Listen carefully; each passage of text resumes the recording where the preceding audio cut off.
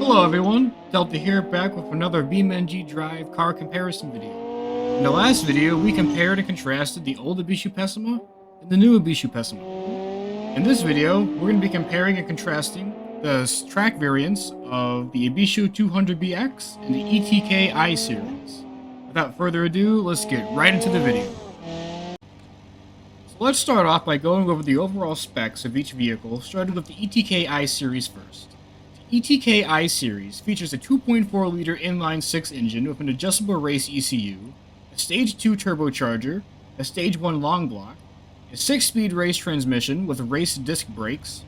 It is rear-wheel drive and weighs a total of 3,241 pounds. All in all, this produces 412 horsepower with 380 pounds of torque, and its top speed is 178 miles per hour. Now let's head over to the 200BX and go over its features.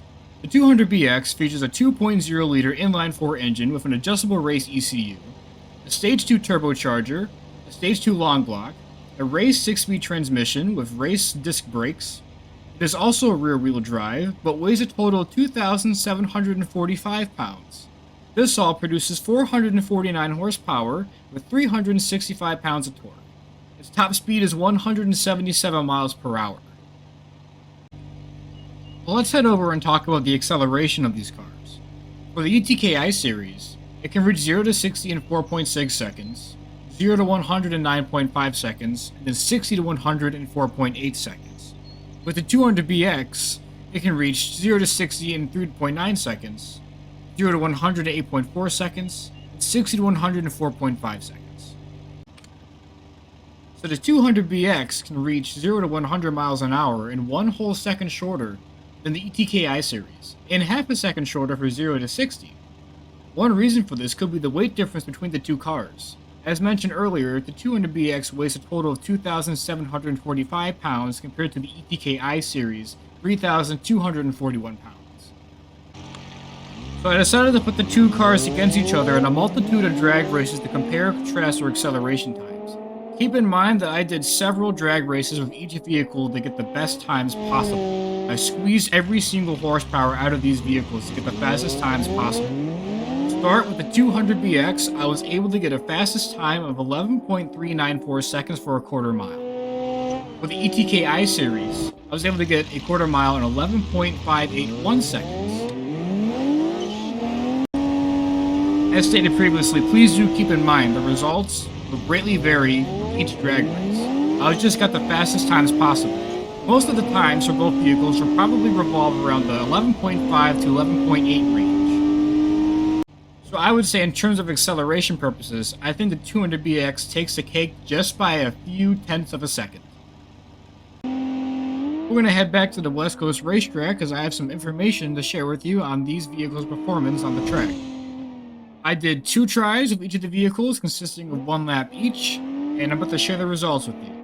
Starting with the ETK-I series, it was able to do both of the laps in a time of 2:05 and 2:04. On the straight, during the middle of the track, it was able to reach a top speed of 157 miles per hour. For the 200BX, it clocked in at times of 1 minute and 58 seconds and 1 minute and 59 seconds, which is 5 seconds quicker than the ETK-I on the track. Also, on the long straight, it was able to reach a top speed of 164 miles per hour before I could hit the brakes. I'm going to share with you guys some extra observations I've recorded with the two vehicles on the track. Starting with the ETK-I series, I do feel like it is slightly more easier to handle and maneuver without losing control of the vehicle.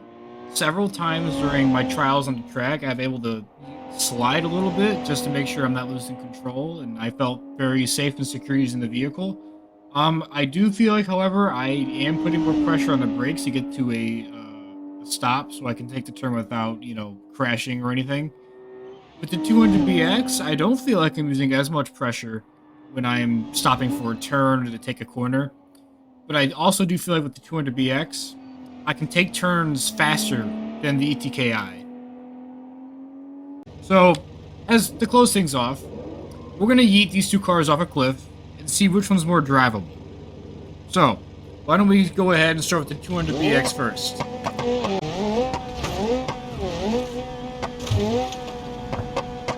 Oh, okay, that was bad.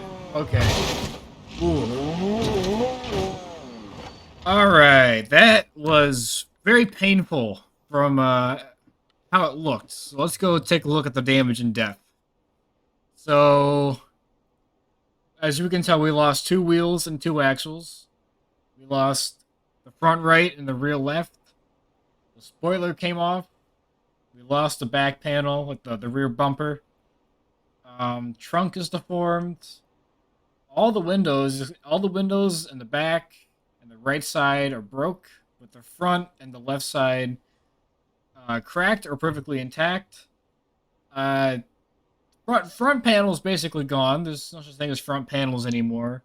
The engine is damaged. Radiator seems okay.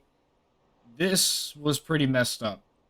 Even the rear tires are kind of like as if they were stanced, but damaged. And then the front one seems perfectly okay. Here we go. Oh, that was a good one. Oh, okay, right into the guardrail. That's not good. Okay, radiator is leaking. Front's damaged. It's getting damaged from all the sides. Okay, let's turn this thing over. Let's see what we got here. Let's straighten up the wheels a little bit. This is straight. As you can see, they kind of curved inward as well as the rest of the front frame. Radiator is leaking. The engine appears undamaged. The window is cracked. Got a few windows broken. The back panel is kind of damaged, deformed a little bit. The rear wing came off. Overall, I didn't say it was the worst. I mean, it's damaged, but like I wouldn't say it's bad. Alright, I have one more question for you guys. Which one is better, ETK or the 200BX? Well, I'll leave that one to you guys. Thank you guys so much for watching. I really appreciate it. Don't forget to drop a like and subscribe. If you didn't like it, drop a dislike. That's perfectly fine. Let me know down in the comments if you are Team ETK or Team 200BX. With that being said, I'll leave you guys be. So this is Delta signing off, and I'll see you guys in the next one.